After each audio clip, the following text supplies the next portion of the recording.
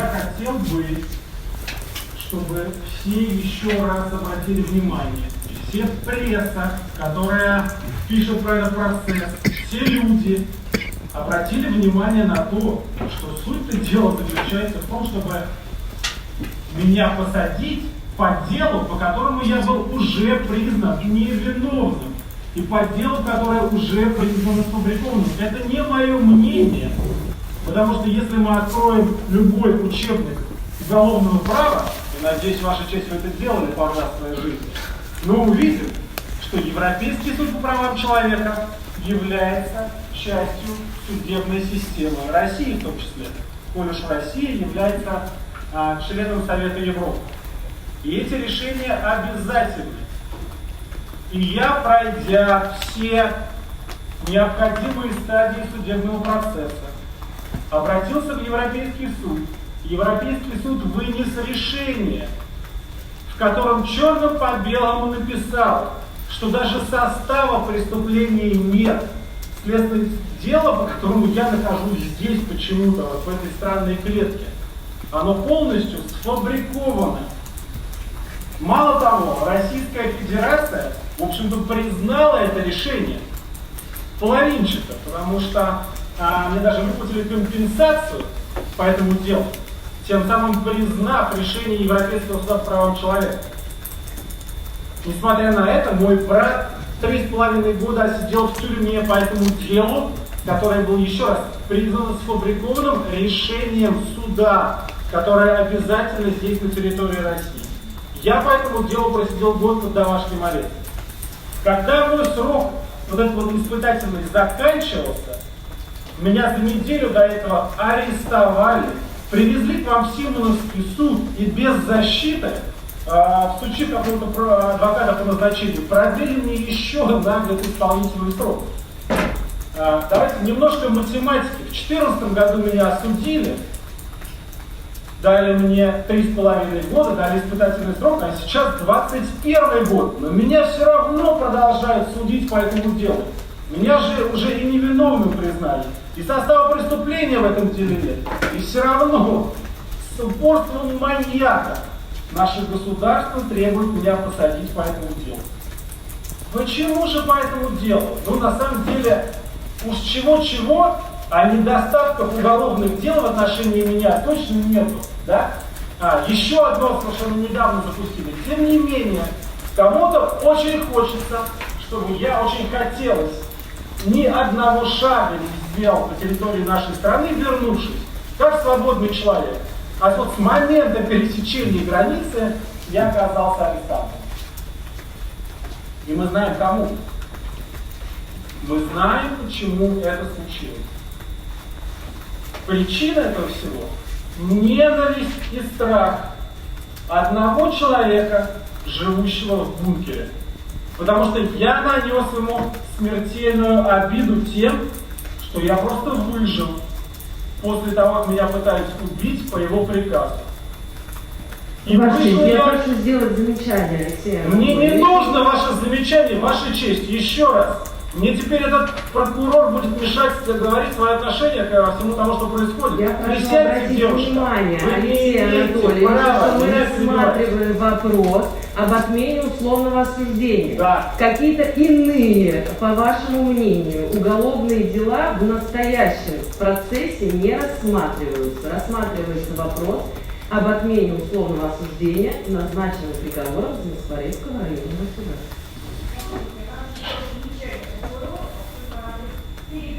Это же имеет прямое отношение. Я здесь стою на этом месте, и меня охраняет уже полиция, Росгвардия появилась.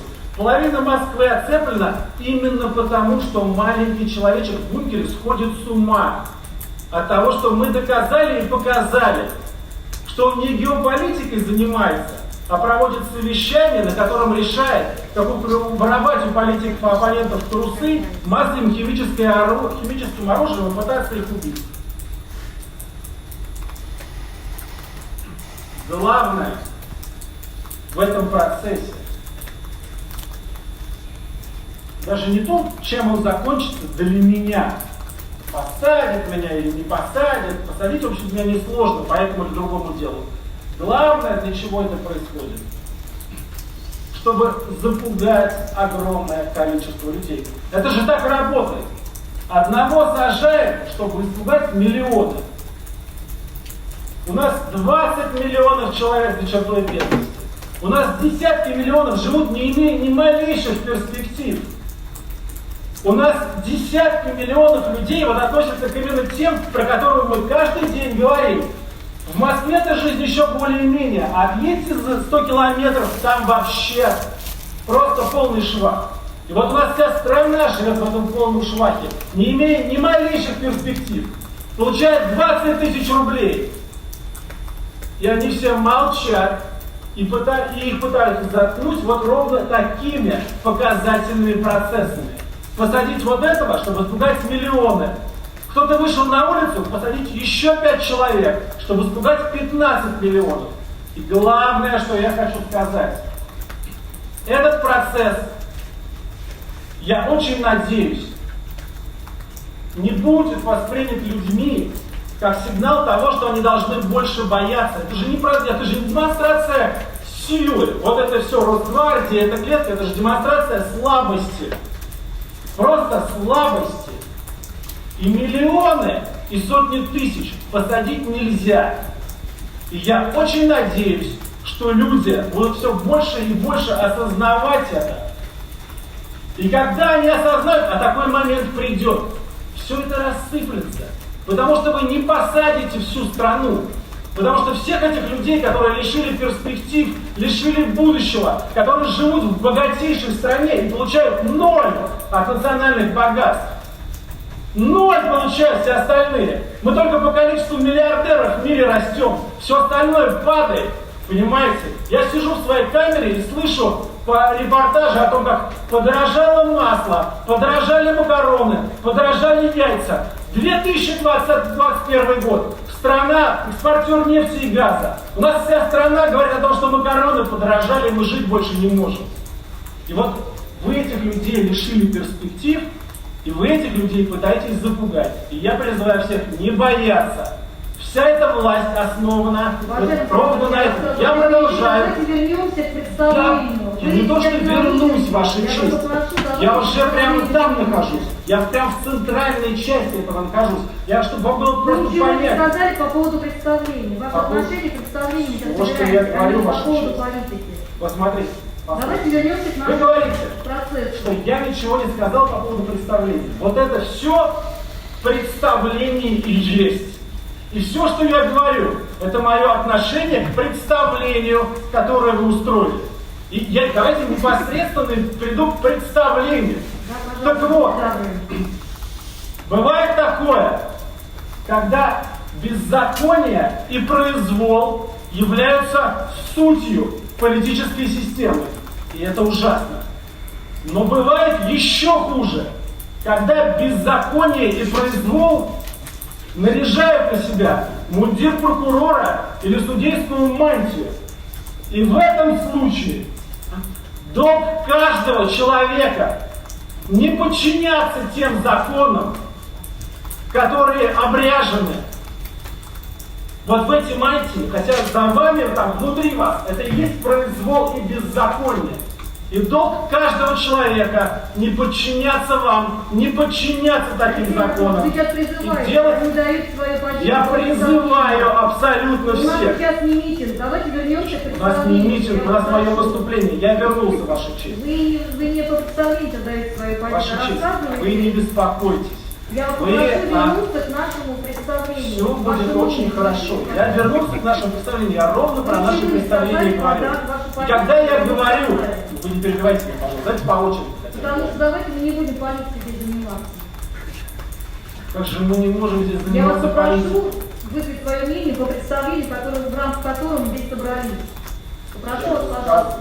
Свое мнение. Вы скажите мнение по У поводу... меня сложилось мнение относительно этого представления, вот я вам и высказываю. Другого мнения у меня нет, и будьте добры меня выслушать. И еще раз хочу сказать, что когда произвол и беззаконие наделись ваши мундиры и изображают из себя закон, долг каждого честного человека не подчиняться вам и бороться с вами всеми силами. И я, как могу, борюсь и буду продолжать это делать. Несмотря на то, что сейчас,